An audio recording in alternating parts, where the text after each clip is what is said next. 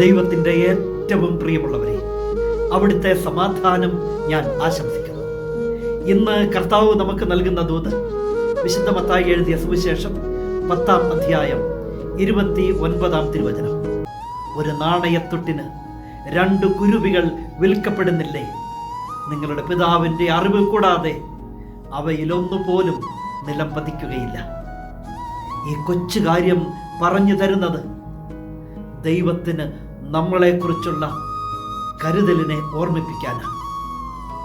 ഒരു നാണയത്തൊട്ട് 2 കുരുവികൾ വിൽക്കപ്പെടുകയാണ്. എന്നാൽ പിതാവായ ദൈവത്തിൻ്റെ അറിവ് കൂടാതെ അവയ്ക്ക് ഒന്നും സംഭവിക്കുകയില്ലെന്ന്.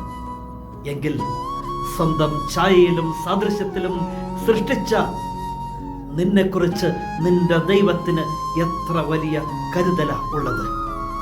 ഒന്നും ഓർത്ത് വിഷമിക്കരുത്, ഭയപ്പെടരുത്.